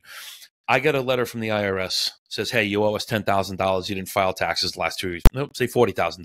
You haven't filed in 2 years. Okay. The average person would either ignore it, which, by the way, after 30 days, your silence is acquiescence, so you're agreeing to it, or they'll call up and say, what do you mean? I don't owe you that much money. Well, you just shot yourself in the foot because you're acknowledging you do owe some money. So their threats and their letters are it's a trap to get you into a verbal contract. So, but again, because I sent in that revocation, which is a legal notarized affidavit, I then sent another legal affidavit to the IRS treasurer in New York. The IRS office in Manhattan and the IRS office in Washington, D.C. They were all three, both of them were served with legal affidavits. And in each of those affidavits, and there again, this is paperwork that's part of the state national ROC process. In each of these affidavits, it calls out the fraud, the lie, how it's completely illegal. There are no laws. And it actually goes into several Supreme Court case laws dating all the way back to the 1800s up until I want to say like maybe 2009 or 2015, showing that there is no law saying that we are obligated to pay income taxes. And one of the things that it brings up is that it's technically wages. You can't tax a man on the wages or the sweat of his brow. This is constitutional. You can't argue this. So what they did in Black's Law Dictionary, and the reason there's so many different versions of Black's Law Dictionary is because in law they keep changing the definitions of words. They changed wages to income. So part of these affidavits is I'm distinguishing that no, I'm getting paid wages for the work. You're trying to tax my income through an employer. It's unlawful. It doesn't exist. So again, those legal affidavits were sent out. I provided them with the 30 days that they need to rebut my claim. Never heard back from them. I get it notarized, and that is uploaded, and that is now admissible evidence in court.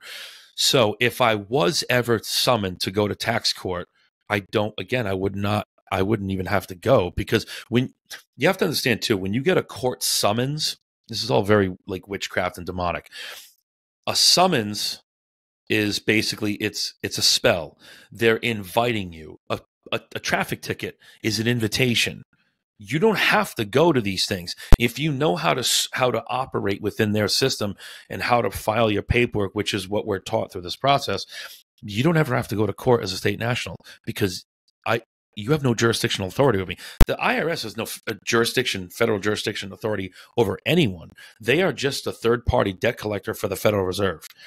So the average person would get a lien or levy, something in the mail, and they would immediately either call and screw themselves over by trapping themselves in a verbal contract, or they would be told that they need to get a tax attorney, and a tax attorney is literally there to barter for how much money you actually owe. They're not going to get you off. They're there to come to some type of mutual understanding.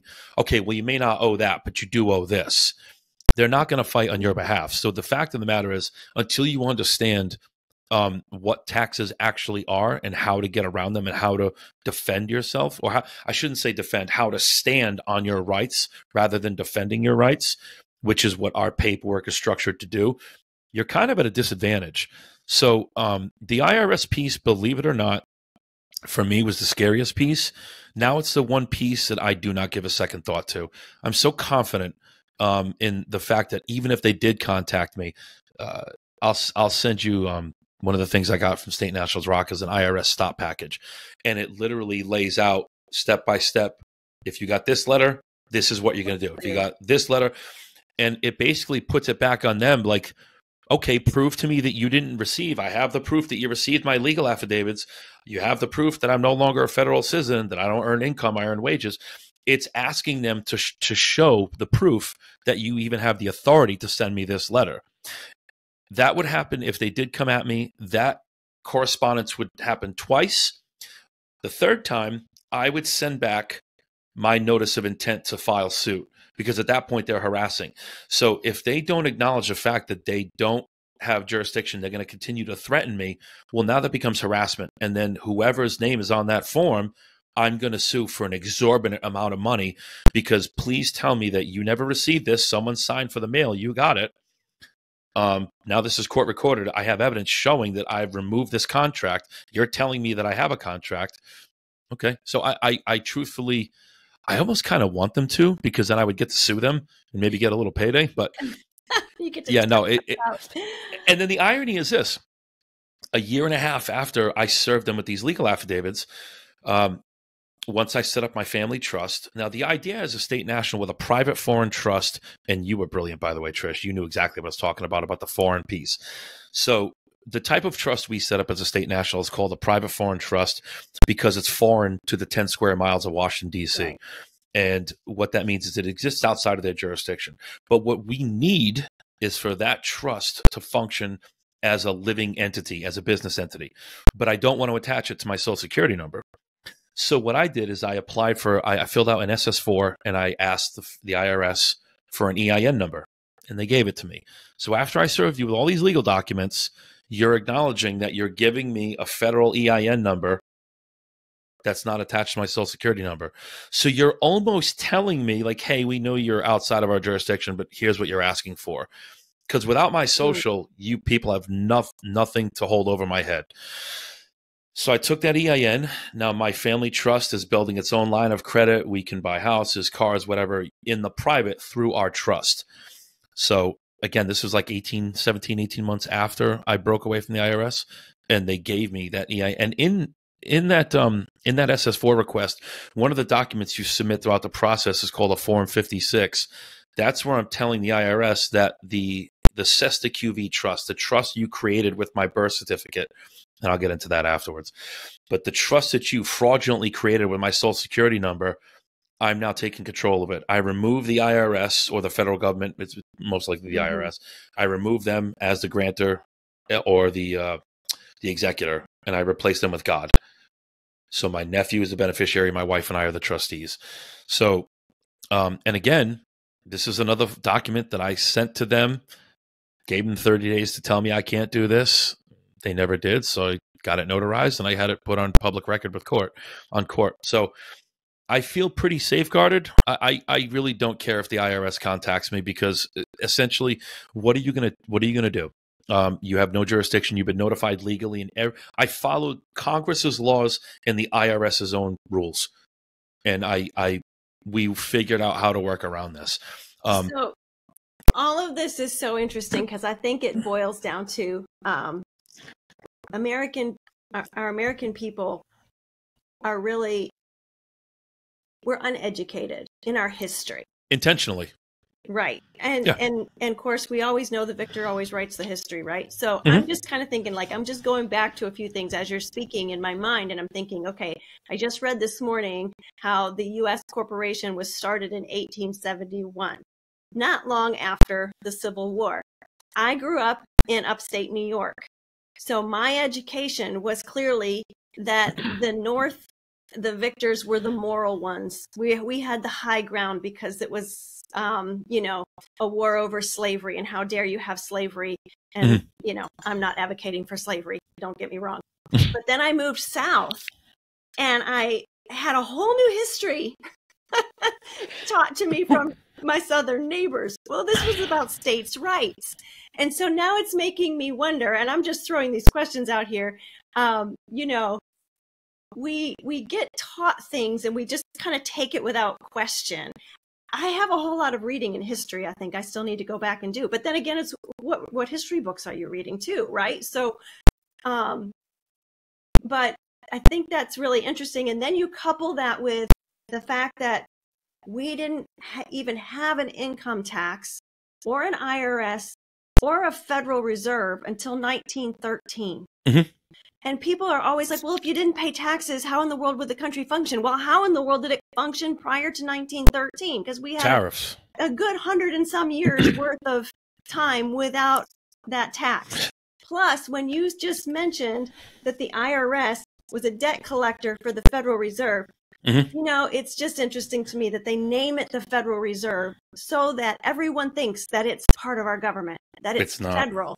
When I have come to learn it is a cartel of bankers who basically got together and said, hey, so that we don't go belly up in our banks, we can get Congress to bail us out. And they met secretly on Jekyll Island and created all of this stuff, right? That's also why the Titanic got sank. Everyone that opposed the Federal Reserve was on that ship. And this isn't even conspiracy theory stuff. This is it's a fact of history, but we don't know it because we're ignorant of our own history, and they use these words like you were talking about. Language is so important, which I'm just going to geek out here for a second.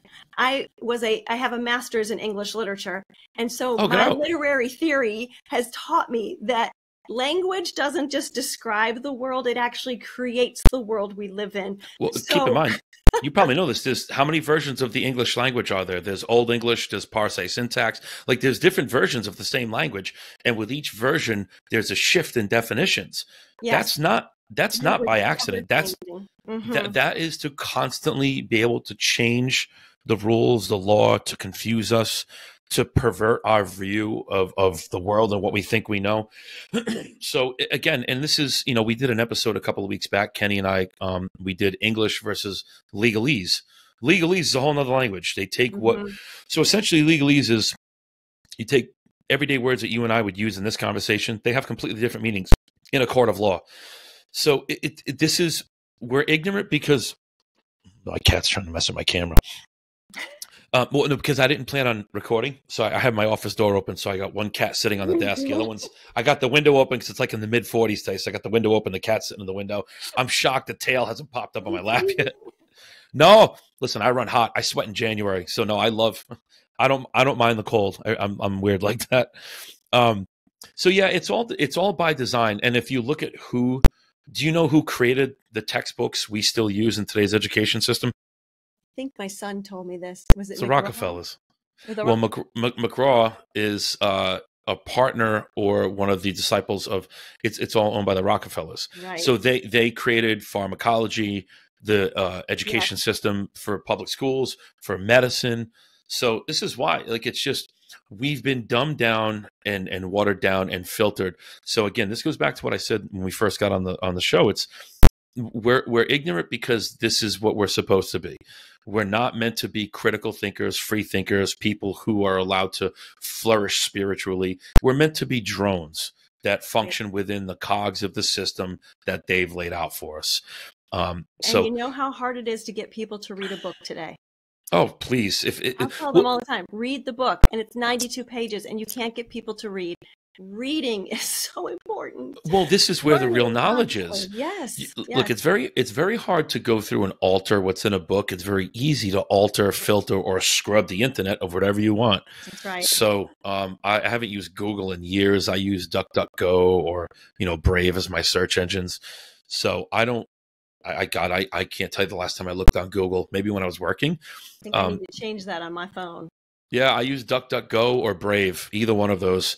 Yeah, it's just, and here's the thing is once your eyes are open to this, look, I was very skeptical because, look, as human beings, we're constantly looking for, we're intrigued. What drives humans is not necessarily what's in the moment. It's what's next. We're constantly forward. There's certain individuals like you and I, we're forward thinking. You have a goal, you accomplish that goal, you set a new goal, and you continue to grow and prosper as a human being. And then that transfers knowledge to your children, your colleagues, whatever it may be, is how we help pass these things along. But what we're being shown now is that with social media, TikTok, all these apps, is that instant gratification. So if you can't see something within 6, 7, 8 seconds, you move to the next thing. How many times I'll send people videos, emails, oh, that video is 30 minutes. The fuck, I ain't watching that. Yeah. You probably sit in the bathroom and look at TikTok for longer than that. What are you talking about? Right. So, yeah, I just think it's a matter of, you have to, once your eyes are opened, and yours certainly are, you can't go back. You can't unsee it. You betray yourself, you betray your family, you betray your own heart, your mind, your beliefs. So no, I don't think, my goal with this, and this is why I spent so much time trying to understand this process. And again, I'm not an expert. There's a lot of things I don't know, but I'm very comfortable helping to open someone's eyes or helping to answer questions that will lead somebody to want to do their own research. And that's the big thing, is you have to want to learn this stuff on your own. Me telling somebody how I've absorbed and how I regurgitate this information, maybe that's not how you learn. Maybe everyone's different. I like to see, touch, and feel things. So I order books because I like to highlight and make notes. That's what helps me remember. My brain works, and I don't know if this is from, I had 5 concussions when I was a kid. Those were just the diagnosed ones. So it might be more. So, but what happens with me is I have to write things down repeatedly. And I think with me, I have a comedian's brain. So I'm very quick and I'm very in the moment, but things escape my mind very rapidly. So I learned a long time ago that if I'm going to remember something, I need to touch it. I need to highlight, I need to write. I need to do something physically with it. It's the only way I remember things. So the only way for me to truly learn is to buy books. So I don't really have a choice. That's just how my brain retains things. So. Well, I just think that's a lot of the reason that we've gotten in the condition we have because, well, I mean, there's so many reasons, but our education system, we're entertained constantly. Like you said, our attention span, it's scary to me. Yeah. That when we're ignorant, we're so easily led.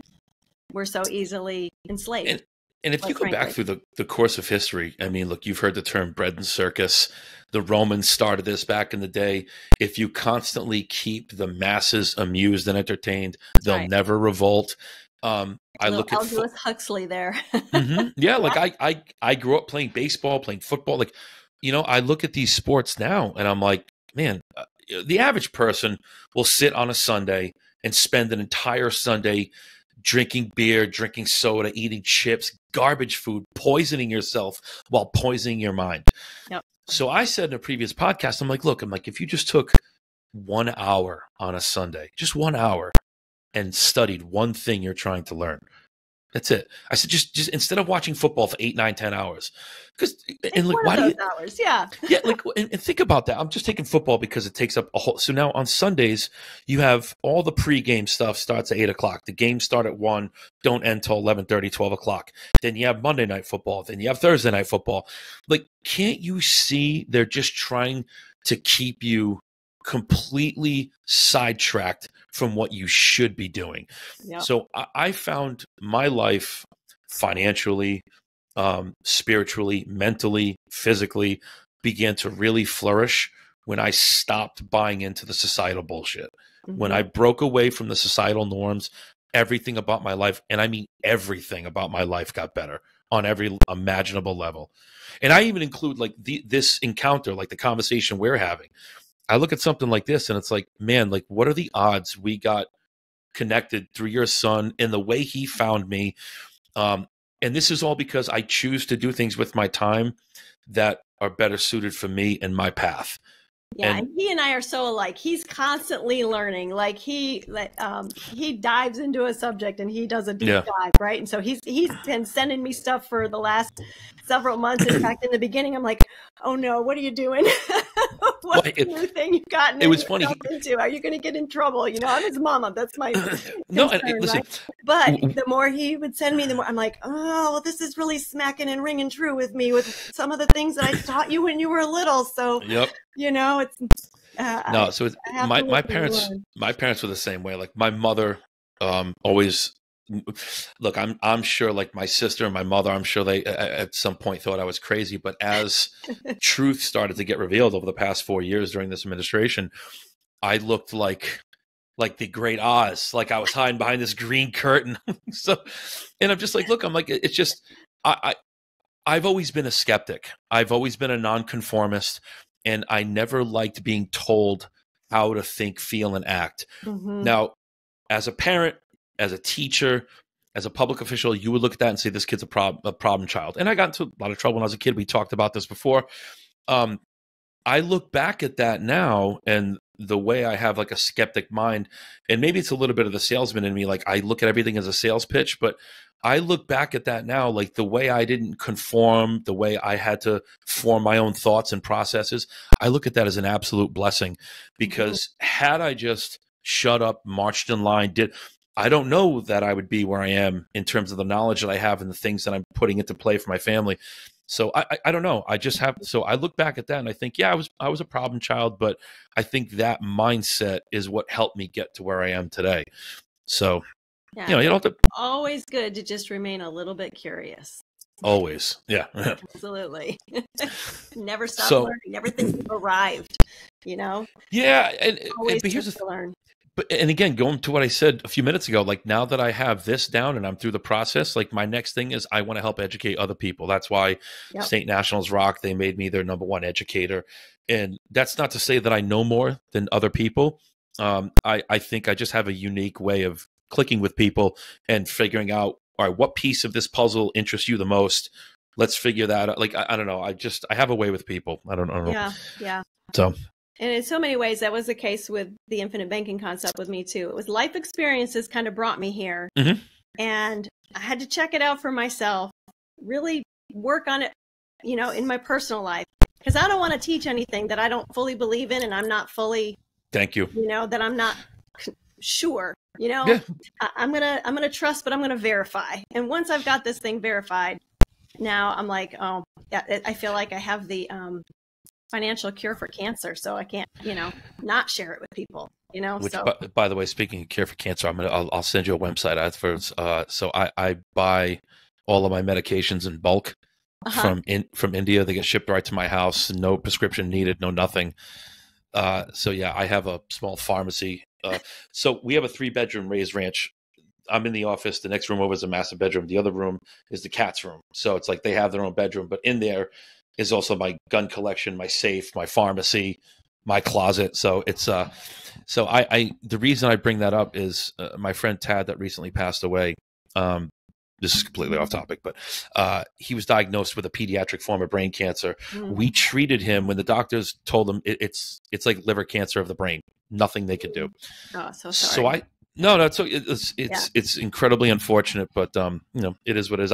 I'm very grateful for him getting diagnosed 2 years ago. Brought us closer together. For years we didn't speak. Just life pulls you in different directions. Yeah. I was happy to spend the last 2 years with him, getting close with his family, and so what we did with him is I did a little research into the type of glioblastoma that he had. So that's really my wheelhouse, is health and fitness. That's what I've been doing that since I was 13 years old. So I found that throughout the world, they're treating multiple forms of cancer. Tumors are not actually cancer as we call it. It's actually overgrown parasites. And it's parasites that are feeding on inflammation, sugars, processed foods, dyes, chemicals. So I'll just give you a quick example. Tad had come back from a cruise with his family, and the day after he had to go for an MRI because he was getting ready for a biopsy. I drove him to the hospital in Newport for the MRI, and for the next 5 days, he couldn't walk. He was using a walker. He had Bell's palsy that was starting. When he was chewing, he would chew on his tongue like he couldn't feel the side of his face. He couldn't stand for longer than a couple of seconds. He'd have to sit down or brace himself. Now, at the time, me and his wife, Sarah, were going through our adult confirmation classes. I never made my confirmation. Part of being a problem child is pushing your priest into a wall, but that's another story. So we went to confession one night, and I had to help hold him up because he couldn't walk. Well, 2 days after that, we started him on a parasite cleanse. I ordered it from this website that I'll send you afterwards. I think it's pharmacyonair.org. Hold on, let me pull it up. I'll give it to the crowd just so everyone has it. It is pharmacyonair.com. I'm going to text it to you right now. So we gave Tad a parasite cleanse based on a lot of the research coming out of Mexico and the United Kingdom that they're treating multiple forms of cancer, tumors, brain tumors in particular, as overgrown parasites. It's a 30-day cleanse, and by day 4, he was driving again. He was out in the yard playing with his son. He's a union carpenter by trade. Built his son a tree fort. Was driving a 4-wheeler. Bell's palsy went away. Was walking just fine. He had 0 symptoms because we gave him a parasite cleanse. And then the biopsy was on day 6 of that cleanse. And the entire biopsy sample that they took was all dead cancer cells. His tumor his death sentence was actively dying in his brain. But what I think happened is every time you cut open for a biopsy, you release the cancer, you allow it to spread. So every biopsy he had, right after the biopsy, all of his symptoms would come back. And then he wound up getting a second tumor and then a third tumor. But I'm convinced, and him and his wife are in agreement with this, I'm convinced that we would have beaten that terminal diagnosis if he never got onto the biopsy. All he was doing was progressing. This guy went from couldn't chew, couldn't open his left eye, and couldn't walk. 5 days later, he's driving, playing football catch with his son, doing construction in the yard, building a tree. Perfect. You'd never know. And he stayed that way for months. Wow. For 4 or 5 months, he had 0 symptoms. So a lot of what we're going to do with the podcast of State Nationals Rock, it's going to encompass topics like this, because now our ideology, my ideology, and this is why I jive so well with them, is that we want to take like a whole life approach to kind of breaking away from, artificial foods, dyes, chemicals. My wife and I put a fluoride and heavy metal filtration system on the main line coming into the house. So, yeah, it's amazing. Not on the main line, but I put it on my sink. Yeah, so not quite as intense, but yeah. But listen, I got to be honest with you. I spent $720 something on the system, and then I paid $700 to have it piped in with a plumber. So for $1,450, the showers, there's no chlorine, no fluoride. I'll send you that link too. So we've talked about a lot of these things on the show. So I just think like what you're talking about, what I'm talking about are two pieces of the puzzle to really taking back your entire life and breaking away from what the federal government deems healthy. I've never listened for, I've lived my life, whatever the TV or the government says, I have always done the exact opposite. Not because I didn't think anything of it, because I refuse to be told what to do and how to think. It's just not for me. And it's benefited me tremendously. So yeah, I love this. So I feel like every time I encounter somebody like what you're offering, it's like, yes, another piece of the puzzle. So yeah, absolutely. And that's actually where Jonathan started too, was on this health stuff, bringing this stuff. And he's like, Mom, you can't put your plastics in the dishwasher anymore. Yep. Mom. Now it's like, what do we eat for Thanksgiving now?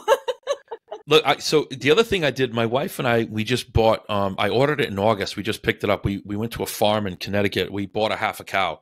So, I've been working out, for 32 years now. I've been working out for 32 years now. So yes, that explains the stunning good looks and broad shoulders. But on top of that, it's like, we only eat what we prepare. We don't go out to dinner, not because we're curmudgeons or whatever. It's just like, I don't want other people handling my food. I don't want to know. I don't care what you're cooking with. So like, I'll eat 5 or 6 meals a day, but I eat like 4 things. I eat beef, chicken, eggs, or a protein shake. That's it. My carbohydrates, it's either sweet potato, rice, brown rice cakes, or oatmeal or sourdough bread. I mean, that's it. I eat the same like 8, 9 foods every single day, but I have 0 health issues. That's the other thing. Going back to your policy, my wife and I, we don't drink. I've never taken a drag of a cigarette in my life. We have 0 health issues. Our doctor is a good friend of ours. She has to threaten to drop us as patients to come in for a physical.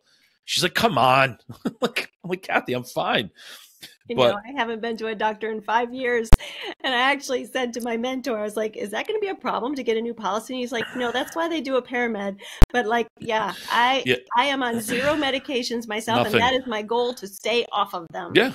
Yeah. Listen, I'm telling you, it's, and I said this the other day, you don't look it, you don't sound it. Like I said, you glow. Like, you look at other women my age, your age, even younger, like the way they feed and take care of their bodies is horrific. I mean, I got guys that I grew up with that just smoke cigarettes, drink a couple times a week. They look like they're 65, 70 years old. It's just, and you could tell the second I saw your face, I'm like, this woman takes good care of herself. You could see it right away. You look perfectly healthy. You shine. I told you. I thought you had like a special, like a light coming through, like one of the stained glass in the church. Light on the ceiling. No, but you could just tell. You can hear it in your voice, your energy, your enthusiasm. Like, you know what I mean? But this is my whole point. Like, what we're talking about here is just one piece of a much larger problem, is that our entire society, system, culture is designed to keep us consuming, bloated, unhealthy, on medications, absolutely dependent on the system, dependent on the banks, just getting screwed over by the credit system. All of this stuff is not meant to be. So any time I have an opportunity to meet someone as incredible as you, I will drop everything that I'm doing to pursue this conversation, because I think it's something that everybody should be made aware of. And you are absolutely going to come on the podcast again. Because, by the way, this is kind of weird that like none of this was scripted, and we've been going for like an hour and 36 minutes. I was thinking we probably should wrap this up, but this was good. I really appreciated it. I got church at 4:00. So and at some point I should probably shower, because I worked out right before I jumped on this call. Okay. All right. So do you have, what else do you want to ask me? Oh, we'll see. I had written. This is the best second date I've ever had, by the way. Let's see. I think actually you answered all the questions that I had written down. So I think, other than, yesterday actually we didn't talk yesterday, did we? It was a couple days ago. I think we were texting. I think we've been texting ever since we met. A little met. bit, but I was kind of Googling, which now I know I can't trust that. When you start Googling, and I think I looked up Joe Bannister and some different things. And of course, the first thing that comes up is, well, they'll claim that the 16th Amendment was never ratified, but it really was. Or they'll say that there's no law for this, but it's Section 1 of the code. And then I said something to my son. He's like, yes, but it's for taxpayers, and that language is intentional. So Joe Bannister, it's really funny. The issue with Joe Bannister is that couple things. Joe Bannister stopped paying taxes either 1994 or 1996, and the IRS came after him multiple times. If in fact there was a real law showing that you had to pay taxes, why is that man not in prison? And he was one of the armed federal agents that worked for the IRS. Right. So it's really not. It's not a matter of is it real or not. It's a matter of, is the information you're reading accurate, or is it disinformation? Right. Yeah. I'm on Rumble right now, and I'm looking up Joe Bannister interviews. I'm going to send it to you. But this gentleman, Joe Bannister, we've contacted him, and I think he's going to be a guest on our podcast as well. But this is the guy that scoured every page of the IRS code, went to his superior, told them that it didn't exist. 24 hours later, he was asked to resign. And then as a CPA, he started teaching his clients how to not pay taxes. So the IRS sued him. And they called his employer, his supervisor, as a witness. And his tax attorney asked him, can you please show us the law that shows that and he's U.S. citizen? It doesn't exist. Congress has admitted it on numerous occasions. They've said it in live interviews. One of the episodes we did recently, we showed the video clip of multiple senators calling the United States the incorporated government, the incorporated United States. You were all just CEOs to the incorporation known as the United States of America. It's all out there. It's just a matter of, when you go to court, there is a certain flow and a rhythm. So, and it's a gentleman's game. So a lot of people go to court thinking because they have a little bit of knowledge, you can kind of boss people around. No, if you have accepted their invitation, you go to court, you have to know how to function within that system now, because you're in it. It doesn't mean you're wrong. It doesn't mean you're right. It just means that now that you are there, you have to, it's not a matter of what you know. It's what can you prove or what can you disprove? It's facts. It's evidence. That's all court is. Mm-hmm. So I think that's where a lot of people go wrong. I'm looking for that. If you have him on the podcast, I'm going to be watching your podcast anyways, but that would be very fascinating. I would love to see that interview. I'm going to go back and watch this one just between you and me, because I want to see how. I feel like we did amazing for not having anything scripted or written down. You had a couple of questions written down, but I wish everything went this smooth. This is fantastic. Bannister. I'm trying to find, and I'm going to find a video, one of his clips or one of his podcasts, and I'm going to, here we go, right here. Found it. Share, copy. I'm going to text it to you right now. But this is the gentleman that was the armed agent for the IRS that exposed him. They've sued him in civil court 6 times, and he's won every single time. Wow. Because the law just doesn't exist. So I think they're at the point now they've left him alone for years and years. But Joe Bannister is the one that he was the guy that would knock on your door with a gun and other agents to come seize your property and all that. But and he explains, he's like, something just didn't feel right. And so he started to question and look, and he never found anything. And then when he presented that to his boss, they asked him to resign. And they need you to resign because it's not an unlawful termination at that point. So if you quit, if you step out on your own accord, then they're not subject to any type of litigation.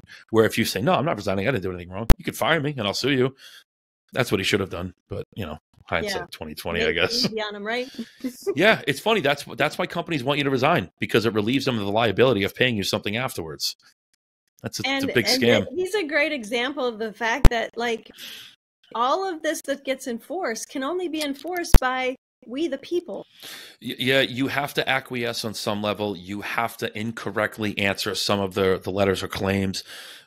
It all comes down to vocabulary, really. It's just a matter of, you have to say the right things at the right times, or if you say the wrong things at the wrong times, you've just engaged in another fraudulent contract. But once you're in it, you have to navigate your own way out of it. So the court system is really tricky, but that's one of the beauties of the way we set up, I shouldn't say, the way Kenny, Ashley, and Gwen from State Nationals Rock set up this process.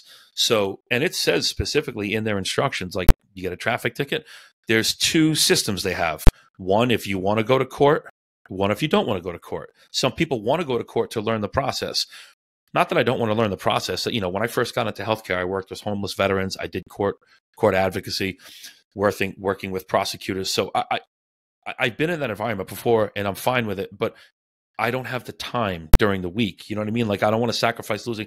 I have a very good job. I don't want to sacrifice that or irritate my superiors because I'm constantly in court fighting these state national battles. It's not worth it to me.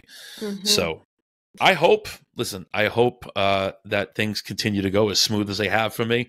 I've had, and I can't stress this enough, absolutely zero issues throughout this process so far. That's really cool.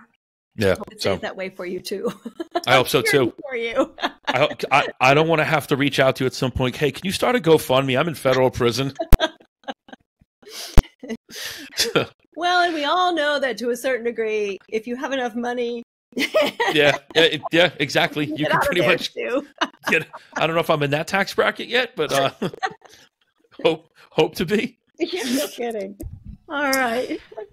So listen, I'll let you go. Yeah, because I should probably go get in the shower. I got to be out of here in about 45 minutes. Listen, I really cannot thank you enough for this. And by the way, I want to point out, this was Tricia's idea to record this conversation. We were just going to talk. But my new financial guru has pointed me in another productive direction. So any shameless plugs, anything you want to leave the audience with before we go? I don't think I do. Any shameless plugs to give other than anything I've already said. So, all right. So the next thing is this. I think you and I should talk again off air because I'd like to figure out what we need to do to kind of get rolling with this process. Yeah. So, yeah, absolutely. That'll be good. And then what we could do is we can come back. I'm going to order that book today. And then I would love to get you on the show with Kenny, Ashley, and Gwen. Okay. Because I think I know they would have several questions. It's funny, as we're talking, I texted Ashley and Kenny yesterday to talk about doing an episode with you. I just got, oh my gosh, I'm so sorry, Steve. I meant to call you yesterday and time just flew out the window. So I texted her and Kenny because I wanted to have this discussion about having you on, but I did it anyway. So here we go. And we can do it again. That's totally fine. We are absolutely going to. Okay. This is like way too much fun. And plus, I love learning. You know what I mean? Like, this is fantastic. Me too. And you've shed a lot of light. I got a little more studying to do, but no, and listen, a ton of light on this for me. Text me any questions you have, anything along the way, or once you get through whatever I sent you, you want more, just say so. But text me, call me, email me. I'll gladly send over whatever, because I think this is going to be a very fruitful relationship for the both of us. I do too. I appreciate it. This is great. Anytime. All right, listen, you go enjoy the rest of your weekend. Have a beautiful night. I'm going to go get ready for church. Now that I talked about shoving a priest, I should probably go to confession at some point. Yes, yes. I love it. We'll get into that. I'll tell you that story off air sometime. Okay, sometime. We'll do. All right, everybody, from another episode of the State Nationals Rock Podcast, I want to thank you all for watching, listening. Thank you for the support. Thank you for the emails, the text messages. Please check out Tricia Miller at, was it buildsmartmoney.com? Smartmoney.com, yep. Please go check out the website. I'm going to buy the book. Hold that book up one more time. Right here. I'm going to go buy it today. By the late R. Nelson Nash. Yep. And for all of my local friends who watch the show, I'm not going to let you borrow the book. Just go buy your own, you cheap bastards, okay? It's $22. Grow up. It's not that expensive. It's not. So I don't want to. You know what's going to happen? I'm going to get a text message in about 2 hours. Hey, Steve, that book you were talking about, can I borrow yours when you're done? I guarantee you I'm going to get one of those text messages. I'm chasing a rate of return. This is the best rate of return you'll get. All right, Trish, thank you so very much. I will be in touch either later, or probably not today, tomorrow at some point. Okay, sounds great. All right, have a great weekend. Everybody, thanks for watching. Thanks for listening. Have a blessed weekend. All right, take care. This has been the Trish, stay on for 1 second, right? Podcast, where freedom for the mind, body, and soul takes center stage. Our goal is to break down the system and expose the truth, and to give you tools to heal, like meditation and breath work. And at the center of it all, we're having a blast. On behalf of Kenny, Steve, Ashley, and Gwendolyn, we thank you so much for coming over, and we hope you've enjoyed the show. If you did, make sure to like, rate, and review. And we'll be back soon. But learn how to find us over on Linktree at State Nationals Rock. See you next time on the SNR Podcast.